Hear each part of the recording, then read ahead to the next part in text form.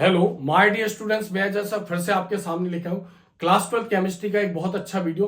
17 मार्च 2025 को MP board 12वीं chemistry या रसायन का जो पेपर होगा वो कैसा होगा, यानी जो आज का वीडियो है ये फाइनल पेपर पर बेस्ड है। फाइनल पेपर में जैसे क्वेश्चन एग्जाम में पूछे जाते हैं एज इट इज वैसे ही क्वेश्चन हम पढ़ने वाले हैं। ये वीडियो हिंदी मीडियम तथा इंग्लिश मीडियम दोनों प्रकार के बच्चों के लिए है। चूंकि हमारे पास पेपर में 1 से 2 दिन समय बाकी है अभी, लेकिन इतना समय भी काफी होता है अगर आप इस वीडियो को शुरू से लेकर अंत तक देखते हैं और इन क्वेश्चनों की अगर आप प्रैक्टिस करते हैं तो 101% आपके केमिस्ट्री में बहुत अच्छे मार्क्स आएंगे। तो आप बने रहिए मेरे साथ। रसायन केमिस्ट्री हिंदी मीडियम और इंग्लिश मीडियम दोनों प्रकार के बच्चों के लिए टोटल 20 क्वेश्चन होंगे, 20 प्रश्न पेपर में होंगे और 70 मार्क्स 70 नंबर का ये पेपर होगा। क्वेश्चनों को पढ़ने के पहले यहां पर हम इसके इंस्ट्रक्शन देख लेते हैं, निर्देशों को यहां पर समझ लेते हैं। सभी प्रश्न अनिवार्य, जितने भी पेपर में क्वेश्चन होंगे सारे क्वेश्चन हमें करना है। यहां पर 1 to 5 यानी 1 से लेके 5 क्वेश्चन वस्तुनिष्ठ प्रश्न होंगे जो कुल 28 नंबर के होंगे। 6 से लेके 12 तक जो क्वेश्चन होंगे वो 2 नंबर के होंगे और 30 शब्द में हमें उसके आंसर लिखना है। क्वेश्चन नंबर 13 to 16 13 से लेके 16 तक 3 नंबर के क्वेश्चन होंगे और 75 शब्दों में हमें उसे लिखना है। 17 से लेके 20 तक 4 नंबर के क्वेश्चन होंगे और 120 शब्दों में हमें उसे लिखना है। प्रश्न क्रमांक 6 से लेके 20 यानी प्रत्येक प्रश्न में आंतरिक विकल्प दिया हुआ है, यानी अगर हम ऑब्जेक्टिव टाइप क्वेश्चन को छोड़ दें तो 6 से लेके 20 तक जो भी क्वेश्चन होंगे सब में इंटरनल चॉइस है, यानी आपको जो भी क्वेश्चन बहुत अच्छा लगता है जिसका आंसर आप 100% लिख सकते हैं उसको यहां पर आप सिलेक्ट करेंगे। इसी प्रकार हम इंग्लिश मीडियम में भी देखते हैं instruction. All questions are compulsory, सभी क्वेश्चनों को करना। 1 to 5 ऑब्जेक्टिव टाइप क्वेश्चन है, 28 मार्क्स के रहेंगे। 6 to 12 यानी 6 से लेके 12 तक 2 नंबर के क्वेश्चन रहेंगे, 30 वर्ड्स में आपको उसको लिखना है। 13 to 16 जो क्वेश्चन होंगे वो 3 नंबर के होंगे, 75 वर्ड में आपको उसको लिखना है। और 70 to 20 क्वेश्चन 4 नंबर के होंगे और 120 वर्ड में आपको उसको लिखना है। Internal choice given in every question from question number 6 to 20। 6 से लेके 20 क्वेश्चन होंगे, यानी ऑब्जेक्टिव टाइप क्वेश्चन को छोड़ दिया जाए तो हर क्वेश्चन में कहीं ना कहीं इंटरनल चॉइस है। जो भी आंसर आपको अच्छा लगता है वो उसका पार्ट आप अटेंड करेंगे। तो यहाँ पर फर्स्ट क्वेश्चन देखते हैं, सही विकल्प चुनकर लिखिए। तो सही विकल्प में फर्स्ट देखते हैं, निम्न में से कौन सा कार्ब धात्विक यौगिक नहीं है। ध्यान रखना, आप कभी कभार बच्चा पढ़ता है कार्ब धात्विक नहीं लिखा हुआ उसको है पढ़ लेता है तो उसका आंसर गलत हो जाता है। तो निम्न में से कौन सा कार्ब धात्विक यौगिक नहीं है। बच्चे बहुत घबराए हुए रहते हैं, इसलिए एक एक क्वेश्चन को बहुत केयरफुली होकर आपको पढ़ना है। तो एथिल मैग्नीशियम ब्रोमाइड यानी इसको ग्रिगनार्ड अभिकर्मक भी बोलते हैं। टेट्रा एथिलेट एक बहुत फेमस कार्ब धात्विक यौगिक है। सोडियम एथोक्साइड और टेट्रा मेथिल एल्यूमिनियम भी कार्ब धात्विक यौगिक है। तो ऑप्शन है यहाँ पर सोडियम एथोक्साइड कार्ब धात्विक यौगिक नहीं है। कार्ब धात्विक यौगिक जिसमें कार्बन सीधे धातु के साथ जुड़ा होगा, तो यहाँ पर सोडियम ऑक्सीजन के साथ जुड़ा हुआ है, यहाँ सोडियम धातु है। इसको छोड़ दिया जाए तो बाकी सभी यौगिकों में कार्बन सीधे धातु के साथ जुड़ा होता है। सेकंड, रासायनिक अभिक्रिया की दर किस पर निर्भर करती है। तो रासायनिक अभिक्रिया की दर अभिकारकों के सक्रिय द्रव्यमान पर निर्भर करती है। तीसरा क्वेश्चन देखते हैं, कौन सा प्रोटीन रक्त प्रवाह में ऑक्सीजन अभिगमन का कार्य करता है। प्रोटीन कौन सा प्रोटीन है जो हमारे शरीर में फेफड़ों से ऑक्सीजन को शरीर के विभिन्न भागों में ले जाता है। तो यहाँ पर मायोग्लोबिन, इंसुलिन, एल्ब्यूमिन। तो यहाँ पर हीमोग्लोबिन, हीमोग्लोबिन आरबीसी में पाया जाता है, ऑक्सीजन को अपने साथ कैरी करता है, शरीर के विभिन्न भागों में ले जाता है। फोर्थ यहाँ पर क्वेश्चन देखते हैं, प्राथमिक एल्कोहल ऑक्सीकृत होकर यानी ऑक्सीजन से क्रिया करके क्या बनाएगा। तो जो प्राथमिक एल्कोहल है, प्राथमिक एल्कोहल का जो सूत्र होता है वो होता है RCH2O, RCH2OH। ऑक्सीकरण मतलब ऑक्सीजन से अगर क्रिया करता है तो H2O बाहर निकल जाएगा, यानी ये H2O यहां से बाहर निकल जाएगा और क्या बनेगा, एल्डिहाइड बनाता है। तो एल्डिहाइड है, कीटोन है, कार्बोक्सिलिक अम्ल या कोई नहीं, तो यहाँ ऑप्शन करेक्ट है एल्डिहाइड। नेक्स्ट, यदि 5.85 ग्राम NaCl 5.85 ग्राम NaCl 250 ग्राम जल में विलय है तो विलयन की मोललता बतानी, हम सभी जानते हैं मोललता 1000 ग्राम विलायक में उपस्थित विलय के मोलों की संख्या को मोललता कहते हैं। अगर हम इसका सूत्र रखेंगे विलय का भार बटे विलय का अणुभार इंटू 1000 बटे विलायक का ग्राम में द्रव्यमान, तो विलय का भार रखेंगे, इसका अणुभार 58.5 होता है, यहाँ पर विलायक का द्रव्यमान दिया हुआ है और फॉर्मूले में रखेंगे तो यहाँ पर आंसर आएगा इसका 0.4 मोल पर केजी, क्योंकि मोलता की जो इकाई होती है वो मोल पर केजी होती है। तो ध्यान रखना, जैसे यहाँ पर भी ऑप्शन दिया 0.4 मोल पर लीटर, तो जरा सा कंफ्यूजन हो जाएगा तो आंसर गलत हो जाएगा। तो 0.4 मोल पर केजी। सीसा संचायक सेल यानी जो लेड स्टोरेज सेल होता है उसमें विद्युत अपघट्य का कार्य करता है। तो सीसा संचायक सेल में जो विद्युत अपघट्य का कार्य करता है वो H2SO4 होता है, सल्फ्यूरिक अम्ल। इसी से मिलते जुलते दिए copper sulphate, zinc sulphate, HCl, तो आपको ध्यान रखना है यहाँ पर सल्फ्यूरिक अम्ल। इसी प्रकार यहाँ पर इंग्लिश मीडियम में भी हम देखते हैं यहाँ पर choose and right correct option. First question, which of the following is not an organometallic compound, कौन सा ऑर्गेनोमेटेलिक कंपाउंड नहीं है?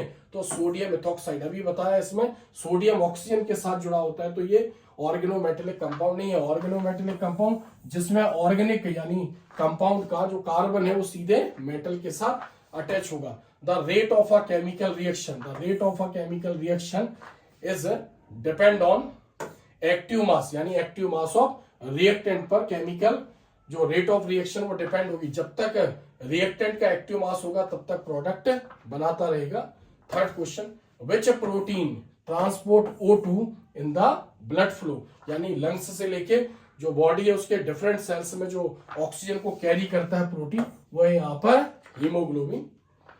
नेक्स्ट यहाँ पर primary alcohols are oxidised to form, जितने भी प्राइमरी एल्कोहल है RCH2OH है, जब वो ऑक्सीडाइज होंगे, ऑक्सीजन से रिएक्ट करेंगे तो हमेशा एल्डिहाइड बनाते हैं। नेक्स्ट यहां पर देखते हैं फिफ्थ नंबर का, if 5.8 gram of NaCl is dissolved इन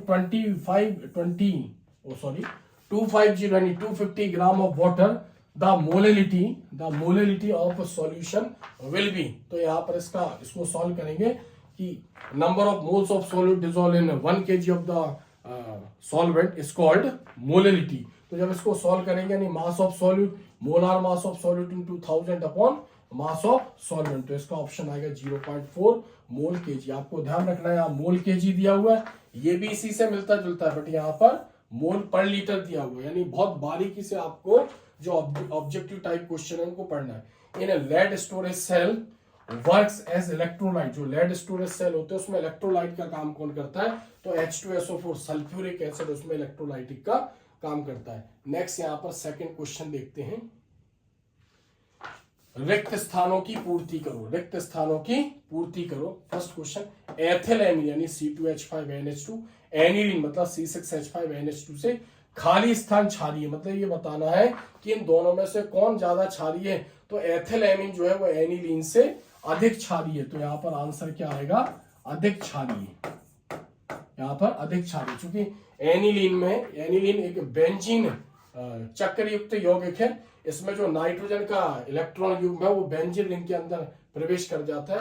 तो यहाँ एथिलेमीन में इंडक्टिव इफेक्ट होता है, प्रेरक प्रभाव होता है, जिसके कारण एथिलेमीन एनिलीन से अधिक क्षारीय है। रासायनिक रूप से अर्धपारगम झिल्ली खाली स्थान की बनी होती है। तो अर्धपारगम झिल्ली, तो यहाँ पर आपको नाम भी लिख सकते हैं, फॉर्मूला भी लिख सकते हैं, कॉपर फेरोसाइनाइड। तो यहाँ पर इसका आंसर क्या है? कॉपर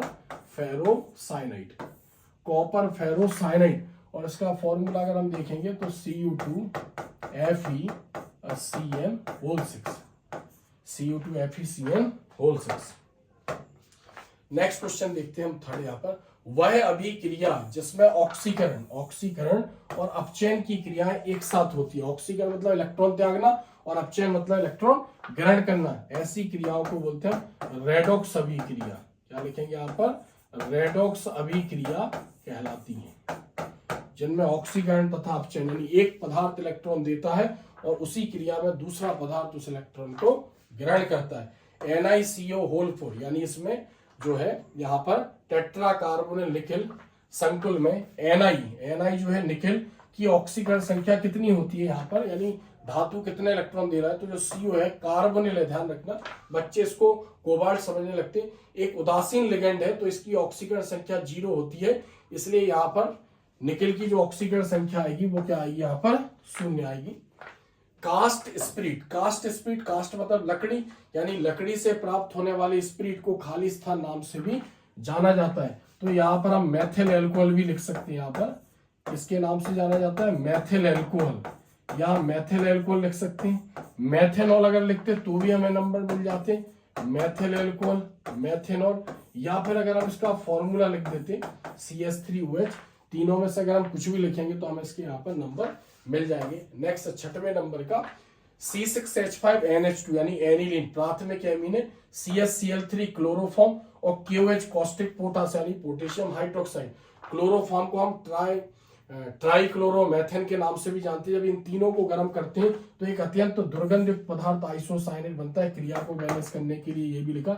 यहां हमें बताना है अभिक्रिया का नाम जो है, अभिक्रिया का नाम खालिस्तान है, तो इसको कार्बल एमीन अभिक्रिया हम कहते हैं, carpal amine.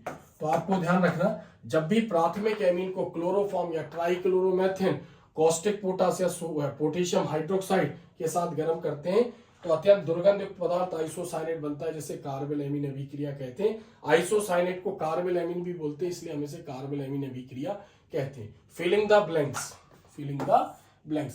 Ethyl amine is dash basic than aniline, तो यहाँ पर हमें लिखना है मोर बेसिक, उससे ज्यादा बेसिक है, क्योंकि इसमें इंडक्टिव इफेक्ट होता है। और जो एनिलीन है उसमें रेजोनेंस की प्रॉपर्टी आ जाती है, यानी जो नाइट्रोजन का लोन पेयर है वो बेंजीन के अंदर यानी डीलोकलाइज्ड हो जाता है। नेक्स्ट है chemically a semi permeable membrane is made of, यानी जो सेमी परमिएबल मेम्ब्रेन है वो किसकी बनी है, तो यहां पर हम लिखना कॉपर फेरोसाइनाइड, कॉपर फेरोसाइनाइड।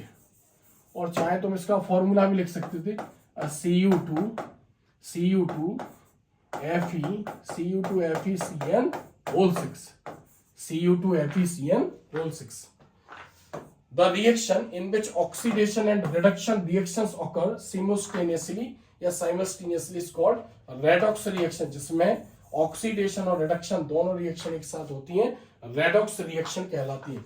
एक सब्सटेंस का ऑक्सीडेशन होता है, इलेक्ट्रॉन लूज करता है, उसी रिएक्शन में दूसरा सब्सटेंस उसके इलेक्ट्रॉन को गेन करेगा, यानी उसका रिडक्शन होगा। The oxidation number of Ni in complex NiCO4 यानी टेट्रा कार्बोनिल निकल में जो मेटल है, निकल की ऑक्सीडेशन स्टेट बतानी है, तो जो CO है इसको कार्बोनिल बोलते हैं, ये एक न्यूट्रल लिगेंड है, इसलिए यहां पर इसकी ऑक्सीडेशन स्टेट 0 आएगी। Wood spirit is also known as, wood spirit को किस नाम से जानते हैं, तो यहां पर इसका आंसर है मिथाइल एल्कोहल, मिथाइल एल्कोहल। इसकी जगह मीथेनॉल वर्ड भी यूज कर सकते थे, मीथेनॉल, या फिर इसकी जगह हम उसका फॉर्मूला भी लिख सकते थे CH3OH। वुड स्पिरिट लकड़ी के स्पिरिट यानी लकड़ी के जो है डिस्टिलेशन से इसको पहली बार बनाया गया था। Next 6 question C6H5NH2 primary amine aniline chloroform trichloromethane KOH caustic potash sodium hydroxide, तीनों को गर्म करेंगे, पंजेंट स्मेलिंग कंपाउंड आइसोसाइनेट बनेगा, बाकी ये बाई प्रोडक्ट बनेंगे। The name of the reaction is called, इस रिएक्शन को क्या बोलेंगे, तो यहाँ पर आंसर है इस रिएक्शन को बोलेंगे हम कार्बल अमाइन रिएक्शन, यानी कार्बल अमाइन रिएक्शन, यानी जब एनिलीन यानी प्राइमरी एमीन को क्लोरोफॉर्म ट्राइक्लोरोमीथेन या कॉस्टिक पोटास या पोटेशियम हाइड्रोक्साइड के साथ हीट करेंगे तो पंजेंट स्मेलिंग कंपाउंड बनेगा, जिसको हम आइसोसाइनाइड और कार्बल अमाइन भी बोलेंगे। ट्रू फॉल्स, सत्य सत्य लिखिए, ट्रू फॉल्स बताने हैं यहाँ पर। परिशुद्ध एल्कोहल यानी एब्सोल्यूट एल्कोहल में मेथिल एल्कोहल होता है, असत्य है एथिल एल्कोहल होता है, तो यहाँ पर क्या है, ये फॉल्स है, असत्य है। एक चीज ध्यान रखना बच्चे, राइट या रॉन्ग लगाते हैं, राइट या क्रॉस का निशान लगाते हैं, वैसा आपको नहीं लिखना है। आइसोसाइनाइड या कार्बल एमीन परीक्षण केवल प्राथमिक एमीन देते हैं, प्राथमिक एमीन ही आइसोसाइनाइड या कार्बल एमीन परीक्षण देते हैं, तो यहाँ पर क्या है, ये यहाँ पर ये सत्य है। प्रोटीन में एमिनो अम्ल को पेप्टाइड बंध जोड़ते हैं, हमने पढ़ा है, यानी एमिनो अम्ल आपस में पेप्टाइड बंध जोड़कर प्रोटीन का निर्माण यानी पॉलीपेप्टाइड बनाते हैं, तो ये सत्य है। प्रोटीन को यानी एमिनो अम्ल को पेप्टाइड बंध ही आपस में जोड़ते हैं और प्रोटीन का निर्माण होता है, यानी यहाँ पर ये सत्य है। फॉर्मेल्डिहाइड व अमोनिया की क्रिया से यूरोट्रोपिन बनता है, तो फॉर्मेल्डिहाइड की क्रिया जब अमोनिया से कराई जाती है तो हेक्सामेथिलीन टेट्राएमीन बनता है, जिसे यूरोट्रोपिन भी कहते हैं। तो यहाँ पर ये सत्य है, यानी फॉर्मेल्डिहाइड और अमोनिया की क्रिया से यूरोट्रोपिन बनता है। अभिक्रिया में भाग लेने वाले अणुओं की कुल संख्या को अणु संख्यता कहते हैं। सत्य है, क्योंकि अभिक्रिया में जितने अणु भाग लेते हैं बैलेंस यानी संतुलित रासायनिक अभिक्रिया में, उन अणुओं की संख्या उसकी अणु संख्यता कहलाती है। डी ब्लॉक के तत्वों में जो जिंक है, यानी जिंक Zn परिवर्ती ऑक्सीकरण अवस्था दर्शाता है। तो हम जानते हैं जो जिंक है वो डी ब्लॉक में समूह 12 का तत्व है, और डी ब्लॉक के तत्वों को समूह 3 से लेकर समूह 12 तक रखा गया है। तो जैसे जिंक हो गया, कैडमियम हो गया, मरकरी हो गया, ये परिवर्ती ऑक्सीकरण अवस्था नहीं दर्शाते, यानी ये असत्य है, क्योंकि जिंक में डी ऑर्बिटल पूर्ण रूप से भरे होते हैं। तो जिंक की ऑक्सीकरण अवस्था हमेशा +2 होती है। राइट, ट्रू और फॉल्स, यानी सत्य असत्य को यहाँ पर पहचानना है। First, absolute alcohol contains methyl alcohol, तो यहाँ पर क्या है, ये यहाँ पर फॉल्स है, यानी क्या होता है उसमें, उसमें होता है ethyl alcohol. Next, the isocyanate और carbylamine test is given only by primary amine, तो ये क्या है यहाँ पर ट्रू है, यानी जो कार्बेल अमाइन और आइसोसाइनेट टेस्ट देते हैं वो प्राइमरी अमाइन देते हैं। Peptide bonds link amino acid together in protein, यानी जो प्रोटीन बनता है अमाइनो एसिड आपस में पेप्टाइड बॉन्ड द्वारा जब आपस में अटैच होते हैं तो प्रोटीन का फॉर्मेशन होता है, यानी यहाँ पर ये क्या है, ट्रू है। Urotropine is formed by the reaction of formaldehyde and ammonia, formaldehyde और अमोनिया की जब रिएक्शन होती है तो हेक्सामेथिलीन टेट्रामाइन बनता है, ये भी यहाँ पर ट्रू है। The total number of molecules taking part in the reaction is called molecularity। किसी रिएक्शन में यानी बैलेंस्ड केमिकल इक्वेशन में जितने number of reactant molecule participate करते हैं उसको मॉलिक्युलरिटी बोलते हैं, तो यहां पर ये ट्रू है। इन डी ब्लॉक एलिमेंट्स जिंक एक्सिबिट्स, यानी जो जिंक है Zn variable oxidation state show करता है, तो zinc variable oxidation state show नहीं करता है, यानी यहां पर क्या हो गया, ये फॉल्स हो गया, गलत हो गया। नेक्स्ट देखते हैं यहाँ पर उचित संबंध और जोड़ी बनाइए। उचित संबंध या उचित जोड़ी बनाइए, तो यहाँ पर दिया है समूह ए, ग्रुप ए और ग्रुप बी, यानी इसको उसके साथ हमें अटैच करना है।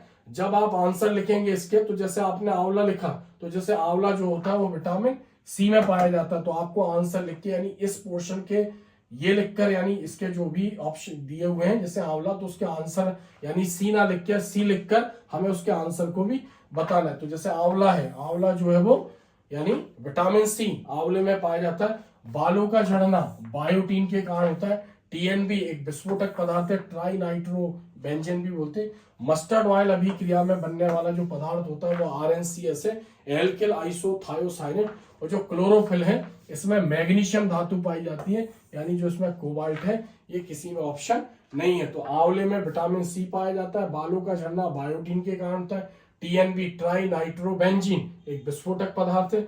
मस्टर्ड ऑयल अभिक्रिया में RNCS एल्किल आइसोथायोसाइनेट बनता है, जिसमें सरसों के तेल के समान गंध आती है। और क्लोरोफिल जो है, क्लोरोफिल में मैग्नीशियम पाया जाता है, विटामिन B12 में कोबाल्ट पाया जाता है और हीमोग्लोबिन में आयरन पाया जाता है। ध्यान रखना आपको उसको। Match the following, group A और यहाँ पर ग्रुप बी। तो जो आंवला है, यानी आंवला में क्या पाया जाता है, आंवला में विटामिन सी। हेयर फॉल बालों का झड़ना बायोटीन के कारण होता है। टीएनबी एक एक्सप्लोसिव मटेरियल है, विस्फोटक पदार्थ है। मस्टर्ड ऑयल रिएक्शन में एल्किल आइसोथायोसाइनेट बनता है और क्लोरोफिल में मैग्नीशियम मेटल होती है। एक शब्द या वाक्य में उत्तर दीजिए, एक शब्द या वाक्य में उत्तर दीजिए। First, chromyl chloride, chromyl chloride द्वारा टॉल्विन यानी क्रोमिल क्लोराइड CrO2Cl2 और टॉल्विन C6H5CH3 का ऑक्सीकरण होने पर बेंजल्डिहाइड बनता है। तो इस क्रिया को क्या कहते हैं, तो इस क्रिया को इटार्ड अभिक्रिया कहते हैं। एक नेम रिएक्शन है इटार्ड अभिक्रिया। फॉर्मलता को परिभाषित कीजिए, तो 1 लीटर विलयन में उपस्थित विलय के ग्राम सूत्र द्रव्यमानों की संख्या को फॉर्मलता कहते हैं। आरएनएस समीकरण लिखिए। आरएनएस समीकरण होता है K equals to AE minus EA upon RT। K equals to AE minus EA upon RT। लोहे पर जिंक की परत चढ़ाने की क्रिया क्या कहलाती है? तो लोहे पर जिंक की परत चढ़ाने की क्रिया गैल्वेनीकरण कहलाती है। ऐसा गैल्विन ने बताया था, इसलिए हम इसको बोलते हैं गैल्वेनीकरण। परा यूरेनियम तत्व क्या है? परा यूरेनियम तत्व यानी यूरेनियम मतलब यूरेनियम 234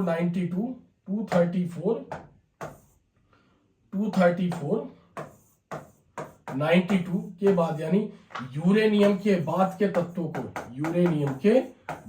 तत्वों को परा यूरेनियम तत्व कहते हैं, यानी ट्रांस यूरेनियम हम इसको कहते हैं। नेक्स्ट यहां पर देखते हैं फेरोसिन व डाइबेंजीन क्रोमियम की संरचना कैसी होती है? तो जो फेरोसिन है वो कार्बधात्विक यौगिक है, डाइबेंजीन भी कार्बधात्विक यौगिक है। इसकी संरचना बतानी किसके समान होती है? तो इनकी संरचना सैंडविच के समान होती है। किसके समान होती है? सैंडविच। तो यहां पर आंसर लिखना है हमें सैंडविच के समान। तो ये हमने जो पढ़े हैं, ये 5 ऑब्जेक्टिव टाइप क्वेश्चन पढ़े हैं, यानी इसमें सही विकल्प चुनकर लिखिए, रिक्त स्थान की पूर्ति कीजिए, यानी filling the blanks, choose the correct answer, match the column, one word और ट्रू फॉल्स, जो 28 मार्क्स कवर करते हैं। यहां पर answer in one word sentence यहां पर देखते हैं, the oxidation of toluene by chromyl chloride यानी CrO2Cl2 द्वारा टॉल्यूइन का ऑक्सीडाइजेशन होगा। ऑक्सीडेशन तो बेंजल्डिहाइड बनता है। दिस रिएक्शन इज कॉल्ड, इस रिएक्शन को हम इटार्ड बोलते हैं। क्या बोलेंगे इसको हम? Etard reaction. Etard reaction. Write the definition of formality, यानी number of gram formula mass of solute, number of gram formula mass of solute dissolve in 1 liter of solution is called formality of the solution. Write the Arrhenius equation, तो Arrhenius equation K equals to AE minus EA upon RT। What is the process of coating zinc on iron called? यानी zinc iron पर zinc की layer चढ़ाने की process जो कहलाती है वो कहलाती है गैल्वेनाइजेशन। ऐसा गैल्विन ने बताया था, इसलिए हम इसको बोलते हैं यहां पर galvanisation. What is a trans uranium element, यानी आफ्टर यूरेनियम, यानी यूरेनियम के बाद आने वाले, यूरेनियम 235 इसका मास होता है और 92 इसका एटॉमिक नंबर होता है। तो हम बोलेंगे यूरेनियम के बाद के जो एलिमेंट है उसको ट्रांस यूरेनियम एलिमेंट बोलते हैं। The structure of ferrocene and dibenzene chromium, दोनों क्या है यहाँ पर? दोनों ऑर्गेनोमेटेलिक कंपाउंड है। Benzene chromium is similar to which one? तो यहाँ पर हमें बताना है इसके स्ट्रक्चर जो होते हैं वो सैंडविच स्ट्रक्चर होते हैं। जैसे होते हैं यहाँ पर सैंडविच स्ट्रक्चर।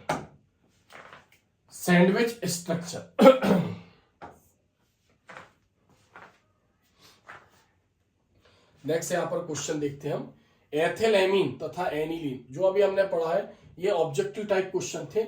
यहां से क्वेश्चन शुरू होंगे 2 मार्क्स के, यहां पर हम देख सकते हैं। क्योंकि हमने उसके इंस्ट्रक्शन पढ़े हैं उसको आपको ध्यान में रखना है।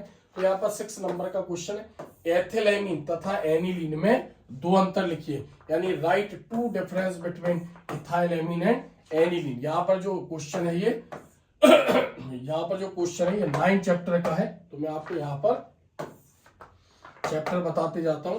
तो यहाँ पर ये क्वेश्चन 9 नंबर का, एथिलेमीन और एनिलीन में आपको 2 डिफरेंस बताने, फॉर्मूला बता सकते हैं, इसके स्ट्रक्चर बता सकते हैं। ऑप्शन में प्राथमिक तथा द्वितीयक एमीन के एक उदाहरण लिखिए, यानी प्राथमिक एमीन तथा द्वितीय एमीन के उदाहरण लिखिए। कम से कम एक उदाहरण आपको लिखना है। Right examples of primary and secondary amines. Next यहाँ पर क्वेश्चन है, कोलरास के नियम को परिभाषित कीजिए। कोलरास लॉ लिखना है, डिफाइन कोलरास लॉ। ये जो है ये इलेक्ट्रोकेमिस्ट्री यानी चैप्टर 2 का क्वेश्चन है। और ऑप्शन में है, तुल्यांकी चालकता तथा आणविक चालकता को परिभाषित कीजिए। Define equivalent conductivity and molar conductivity. Next question देखते हैं यहाँ पर हम, क्वेश्चन नंबर 8 3rd चैप्टर का क्वेश्चन है ये। सक्रियण ऊर्जा तथा दहली ऊर्जा में अंतर लिखिए। Right 2 difference between activation energy and threshold energy. Chemical kinetic chapter 3 का ये क्वेश्चन है। अभिक्रिया की कोटि से आप क्या समझते हो, यानी what do you mean by the order of reaction, यानी ऑर्डर ऑफ रिएक्शन की आपको यहाँ पर डेफिनेशन देनी है और एक एग्जांपल भी यहाँ पर दे सकते हैं। यहाँ पर भी सक्रियण ऊर्जा और दहली ऊर्जा की डेफिनेशन यहाँ पर हम बता सकते हैं। दोनों को पूछ रहा है, यानी उसका एक ग्राफ भी यहाँ पर बनेगा। नेक्स्ट क्वेश्चन नंबर 9, संक्रमण तत्व अधिकांशतः संकुल यौगिक बनाते हैं क्यों, यानी what do you transition elements mostly form complex compound. जो ट्रांजिशन एलिमेंट्स है वो कॉम्प्लेक्स कंपाउंड बनाते हैं, यानी कोऑर्डिनेट वाले कंपाउंड बनाते हैं। उसका तो क्या रीजन है? तो यहां पर जो क्वेश्चन है ये 4th चैप्टर से यानी D block and F block element से रिलेटेड है। क्वेश्चन नंबर यहां पर हम 10 देखते हैं। निम्न यौगिकों के आईयूपीएसी नाम लिखिए। निम्न यौगिकों के आईयूपीएसी नाम लिखिए। जैसे फर्स्ट यहां पर है K2NiCN होल 4। तो पहले इसका नाम लिखेंगे पोटेशियम, यानी इसका नाम आ जाएगा यहाँ पर के का। के को क्या बोलेंगे यहाँ पर? Potassium, potassium. उसके बाद लिखेंगे लिगेंड, तो लिगेंड यहाँ पर 4 है, टेट्रा। सीएन को बोलेंगे यहाँ पर साइनो, टेट्रा साइनो। और एनआई जो होगा, एनआई को यहाँ पर हम बोलेंगे निकलेट, यानी पोटेशियम टेट्रा साइनो निकलेट। यहां पर पोटेशियम की ऑक्सीडेशन स्टेट +1 होती है और 2 पोटेशियम यानी +2। सीएन की -1, 4 सीएन यानी -4। -4 में से 2 लेस हो जाएगा तो यहाँ पर इसकी ऑक्सीडेशन स्टेट क्या आ जाएगी? 2 आ जाएगी, यानी potassium tetracyanonickelate second. यहाँ पर AgCN, AgNH3 whole twice Cl। तो यहाँ पर पहले हम इसको लिखेंगे लिगेंड को। तो लिगेंड यहाँ पर 2 है तो क्या लिखेंगे? डाईअमाइन, डाईअमाइन फिर सिल्वर, सिल्वर, डाईअमाइन सिल्वर, डाईअमाइन सिल्वर। और चूंकि जो अमाइन है उसकी ऑक्सीडेशन स्टेट 0 होती है तो यहाँ पर एक Cl अटैच है, तो यहाँ पर लिखेंगे फर्स्ट और Cl को यहाँ पर लिखेंगे क्लोराइड, यानी डाईअमाइन सिल्वर फर्स्ट क्लोराइड।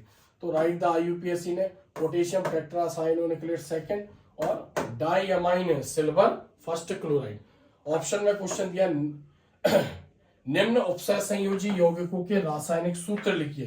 तो यहाँ पर इसके फॉर्मूले बताने, जैसे यहाँ पर फर्स्ट क्वेश्चन है हेक्सा एक्वा, हेक्सा एक्वा, यहाँ पर क्या दिया ये? Aqua, hexa aqua chromium third chloride. तो हेक्सा एक्वा क्रोमियम, तो क्रोमियम मतलब Cr, H2O मतलब एक्वा और हेक्सा मतलब 6। चूंकि ये न्यूट्रल लिगेंड है यानी उदासीन लिगेंड है, इसकी ऑक्सीजन संख्या 0 होती है और बाहर इसमें Cl जुड़ा हुआ है, Cl की 1 होती है। तो यहाँ पर यहाँ फॉर्मूला आएगा CrH2O whole 6 Cl3। Hydrogen tetra chlorido cuprate second. तो हाइड्रोजन चूंकि इसमें 8 जुड़ा हुआ है तो हाइड्रोजन इसमें पॉजिटिव स्पेयर है यानी हाइड्रोजन आएगा। उसके बाद क्यूपरेट, मेटल Cu है, कॉपर है, टेट्रा क्लोरिडो, क्लोरिडो मतलब Cl और टेट्रा मतलब 4। अब -1 × 4 -4, यहाँ हाइड्रोजन की +1 एक लेस होता है तो 3 आता है। तो हम यहाँ पर हाइड्रोजन का नंबर बढ़ा देंगे, क्योंकि नाम लिखते समय जो काउंटर आयन होता है पॉजिटिव और इस तरफ जो होता है नेगेटिव, उसके नंबर हम नहीं बताते हैं। तो नेक्स्ट यहाँ पर right the IUPAC name of the following coordination compound. Hexa aqua chromium third chloride. तो अभी मैंने बताया क्या लिखेंगे? क्रोमियम मतलब Cr, एक्वा मतलब H2, हेक्सा मतलब 6 और Cl मतलब -1, 3 Cl कर देंगे तो उसकी ऑक्सीडेशन स्टेट बैलेंस हो जाएगी। Hydrogen tetra chlorido cuprate second, तो यहाँ पर पॉजिटिव स्क्वायर है, यहाँ पर आ जाएगा Cu और Cl4 और यहाँ पर इसकी ऑक्सीडेशन को बैलेंस करना -1 × 4 और +1 लेस होगा तो 3 आएगी, हमें लाना 2 है तो यहाँ पर हम 2 लगा देंगे H2CuCl4। उपसहसंयोजी संख्या को परिभाषा, उपसहसंयोजी संख्या की परिभाषा उदाहरण से लिखिए। Define coordination number with an example, यानी कोऑर्डिनेशन नंबर को बताना है। किसी कोऑर्डिनेशन कंपाउंड में लिगेंड से जितने नंबर ऑफ लिगेंड अटैच होंगे 2, 4, 6 जितने भी, वो मेटल की ऑक्सीडेशन स्टेट कहलाएगी, यानी मेटल को उतने लोन पेयर मिल रहे हैं। यहाँ पर प्रभावी परमाणु संख्या की परिभाषा उदाहरण से दीजिए। Define effective atomic number with an example. तो ये जो क्वेश्चन है ये चैप्टर 5 का है। इसके पहले वाला भी जो था वो चैप्टर 5 यानी कोऑर्डिनेशन कंपाउंड से रिलेटेड ये क्वेश्चन है। इफेक्टिव एटॉमिक नंबर, इसको शॉर्ट में हम EAN के नाम से भी जानते हैं, यानी किसी कोऑर्डिनेशन कंपाउंड में मेटल ने कितने इलेक्ट्रॉन लूज किए और लिगेंड से उसको कितने इलेक्ट्रॉन मिल रहे हैं और उसका मेटल का एटॉमिक नंबर क्या है, इसका कैलकुलेशन करेंगे तो जो भी यहाँ पर नंबर आएगा यानी उतने इलेक्ट्रॉन उस मेटल के पास बाकी हैं। नेक्स्ट क्वेश्चन नंबर यहाँ पर 12 देखते हैं। ये ऑर्गेनिक केमिस्ट्री यानी हेलो एल्केन और हेलो एरीन से रिलेटेड है।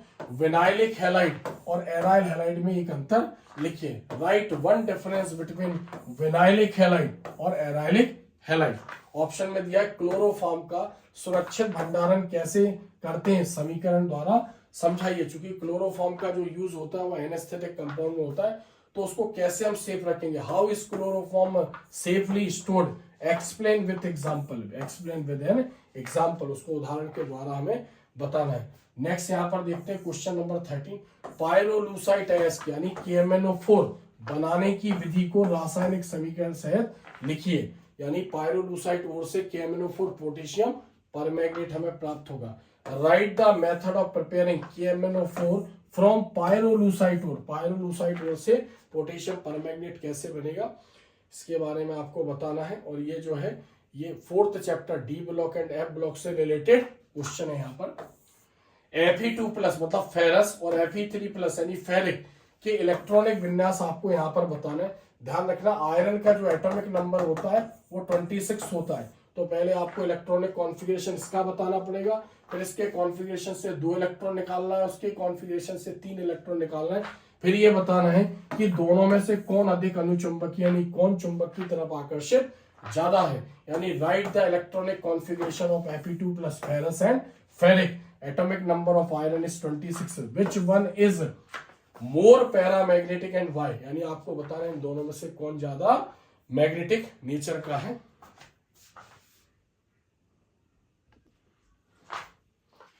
राइट द इलेक्ट्रॉनिक कॉन्फ़िगरेशन, यानी आपको इन दोनों का इलेक्ट्रॉनिक कॉन्फ़िगरेशन तब आप लिख पाएंगे जब आपको Fe का एटॉमिक नंबर पता होगा। इसका एटॉमिक नंबर 26 है।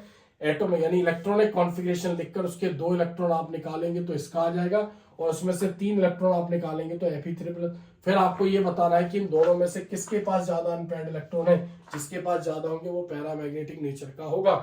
और वाई यानी जो मैग्नेटिक नेचर है वो नंबर ऑफ अनपेयर्ड इलेक्ट्रॉनों पर डिपेंड करता है। और ये जो क्वेश्चन मैंने आपको बताया ये डी ब्लॉक व F ब्लॉक से रिलेटेड यानी चैप्टर 4 से। नेक्स्ट क्वेश्चन यहाँ पर हम देखते हैं 14 क्वेश्चन, फिनॉल एल्कोहल की तुलना में अधिक अम्लीय होता है, क्यों? फिनॉल में भी OH फंक्शनल ग्रुप होता है, एल्कोहल में भी होता है, फिर भी फिनॉल एसिडिक नेचर का और एल्कोहल जो होता है वो न्यूट्रल नेचर का होता है। उसका रीजन बताना है। जो फिनॉल है उसमें रेजोनेंस की प्रॉपर्टी आ जाती है। Why is phenol more acidic then alcohol? ये जो है ये मतलब चैप्टर 6 यानी चैप्टर 7 का क्वेश्चन है। निम्न अभिक्रियाओं के रासायनिक समीकरण लिखिए। यानी कॉल्वे अभिक्रिया, कॉल्वे को कॉल्वे शिमिडी भी बोलते हैं यहाँ पर, यानी फिनॉल को NH के साथ रिएक्ट कराएंगे, सोडियम फिनॉक्साइड बनेगा, फिर CO2 के साथ रिएक्ट करा के उसका एसिडिक हाइड्रोलिसिस करेंगे तो यहाँ पर सैलिसिलिक एसिड बनेगा। यहाँ पर कॉल्वे अभिक्रिया में फिनॉल की शाम H2SO4 से क्रिया करवाएंगे तो ortho and para phenol sulphonic acid यहाँ पर फॉर्म होगा। Write the chemical equation, right the chemical equation for the following reaction, always reaction यानी नेम रिएक्शन, इसको कॉल्वे शिमिट के नाम से भी जानते हैं। Reaction of phenol with concentrated H2SO4, ortho and para phenol sulphonic acid बनेगा। नेक्स्ट क्वेश्चन नंबर 15, प्रोटीन के विकृतीकरण से आप क्या समझते हैं? डीनेचुरेशन ऑफ प्रोटीन क्या है? फिर पेप्टाइड बंध से आप क्या समझते हैं? पेप्टाइड बंध प्रोटीन के डीनेचुरेशन, प्रोटीन को गर्म करेंगे, एसिड बेस मिलाएंगे तो उसका जो यानी नेचुरल स्ट्रक्चर है यानी प्राकृतिक संरचना खराब होने लगेगी। प्रोटीन का विकृतीकरण कहते हैं प्राथमिक संरचना को छोड़कर द्वितीयक और तृतीयक संरचना में परिवर्तन हो जाता है। पेप्टाइड एक अमीनो एसिड दूसरे अमीनो एसिड से जुड़ता है, यानी एक एमिनो अम्ल का कार्बोक्सिलिक समूह दूसरे अमीनो अम्ल के एमीन समूह से जुड़ेगा तो पेप्टाइड बंध बनेगा। What do you mean by denaturation of protein? तो प्रोटीन को हीट करेंगे, एसिड बेस सॉल्ट या अल्कोहल कुछ भी मिलाएंगे तो उसका नेचुरल स्ट्रक्चर खराब हो जाएगा। What do you mean by peptide bond? यानी पेप्टाइड बॉन्ड से आप क्या समझते हैं?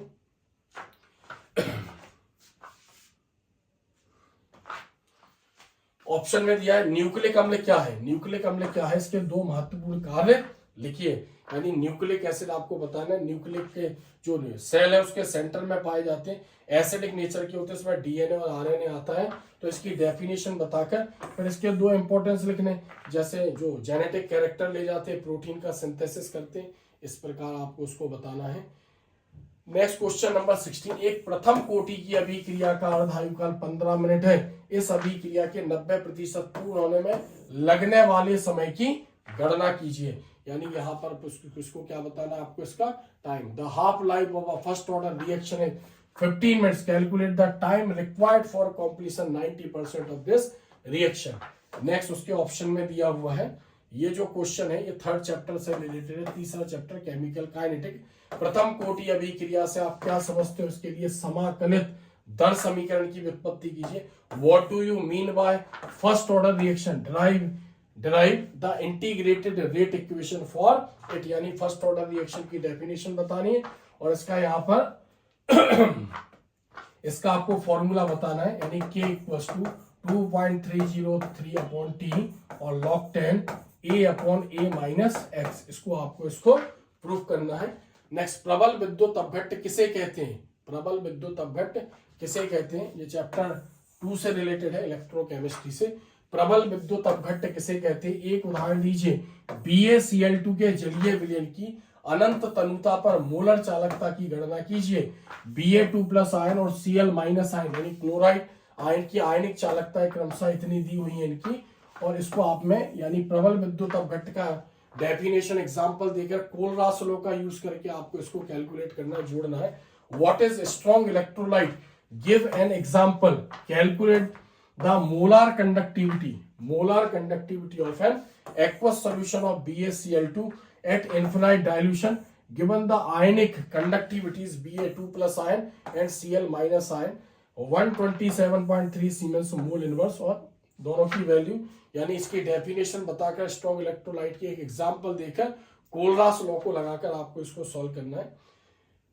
क्वेश्चन नंबर सेकंड से नेक्स्ट उसका ऑप्शनल क्वेश्चन है, ड्रॉ लेबल डायग्राम, यानी गैल्वेनिक सेल का नामांकित चित्र बनाकर सेल अभिक्रियाओं को समझाना है। गैल्वेनिक सेल एक विद्युत रासायनिक सेल और डैनियल सेल के नाम से भी जाना जाएगा। Draw label diagram of the galvanic cell and explain the cell reaction, यानी आपको उसको समझाना है और उसमें होने वाली रिएक्शन, ऑक्सीडेशन, रिडक्शन और कंप्लीट रिएक्शन, उसको कैसे रिप्रेजेंट करेंगे आपको बताना है। एल्किल हैलाइड में नाभिक स्नेही प्रतिस्थापन अभिक्रियाएं कैसे होती है, यानी SN1 और SN2 अभिक्रिया के आधार पर बताना है। यानी पहले आपको इसकी डेफिनेशन बताना है कि नाभिक स्नेही प्रतिस्थापन अभिक्रिया क्या है, फिर SN1 और SN2 के बेस पर आपको इसको बताना है। ये यहाँ पर चैप्टर नंबर 6 से, how does the nucleophilic substitution reaction occur in alkyl halides, give its reaction mechanism, यानी गिव इट्स रिएक्शन मैकेनिज्म, पहले डेफिनेशन बतानी है न्यूक्लियोफिलिक सब्स्टिट्यूशन रिएक्शन की और SN1 और SN2 का एग्जांपल देकर आपको बताना है। चैप्टर 6 हेलो एल्केन और हेलो एरीन से रिलेटेड ये क्वेश्चन है। निम्न पर संक्षिप्त टिप्पणी लिखे, DDT और फ्रीऑन, ये बताना है क्या है और इसके मेथड ऑफ प्रिपरेशन, बनाने की विधि, एक प्रॉपर्टी, एक गुण और एक इसका यूज, उपयोग आपको बताना है। Write the short notes on the following, DDT and freon, method of preparation, 1 property और 1 यूजेज। क्वेश्चन नंबर यहाँ पर 19, निम्न अभिक्रियाओं को रासायनिक समीकरण से समझाइए। स्टीफन अभिक्रिया, गाटरमान कोच अभिक्रिया यहाँ पर आपको बताना है। एल्डिहाइड और कीटोन से रिलेटेड यानी चैप्टर 8 से रिलेटेड क्वेश्चन है।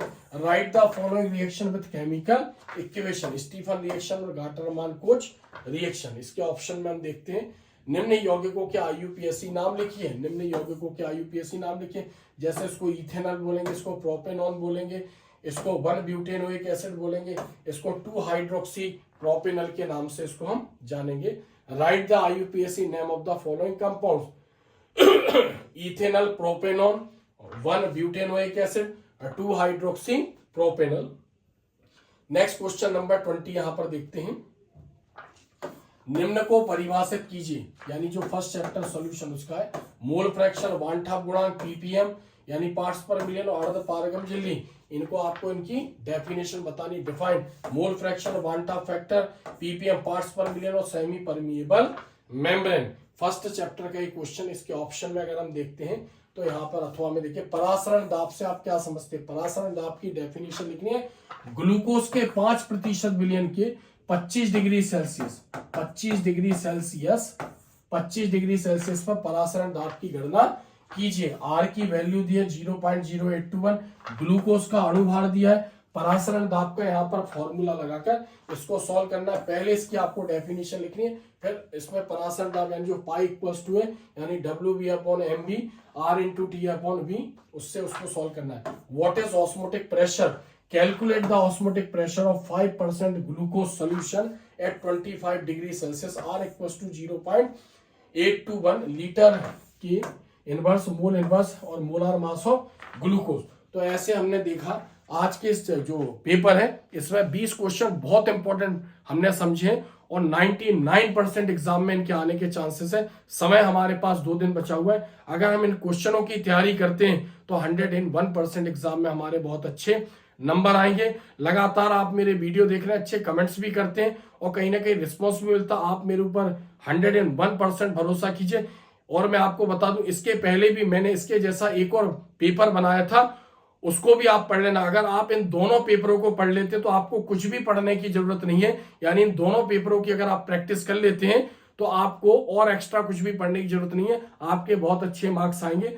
इन क्वेश्चनों के आंसर भी मेरे चैनल पर हिंदी मीडियम और इंग्लिश मीडियम के सारे कंटेंट अवेलेबल है। तो अगर आपको लगता है कि इसके आंसर या अगर आपने याद कर रखे तो अच्छी बात है, नहीं तो मेरे चैनल में प्लेलिस्ट में जाकर आप इसके आंसर को देख सकते हैं और भी उसमें बहुत अच्छे क्वेश्चन आपको देखने को मिलेंगे। तो अगर आप इन क्वेश्चनों को अच्छी तरीके से कर लेते, एक भी क्वेश्चन आपको मिस नहीं करना और वीडियो को ज्यादा से ज्यादा शेयर करना, ज्यादा से ज्यादा बच्चों के पास इंग्लिश मीडियम और हिंदी मीडियम। केवल आपको ये 2 पेपरों की प्रैक्टिस करनी है, 2 दिन का समय है और हमारे पास कम से कम 2 से 3 घंटे में इनकी हम तैयारी बहुत अच्छी तरीके से कर सकते हैं। तो विश्वास रखिए, इतना अगर आप कर लेंगे तो आपके 70 में से बहुत अच्छे मार्क्स आएंगे और आप खुद बोलेंगे कि सर ने बहुत अच्छे मेरे को क्वेश्चन बताए थे। तो हमारी तैयारी बहुत अच्छी तरीके से हो जाएगी। तो मैं आपको ये भी बता दूं, जैसे संडे को यानी रात में 10 बजे मैं लाइव आऊंगा।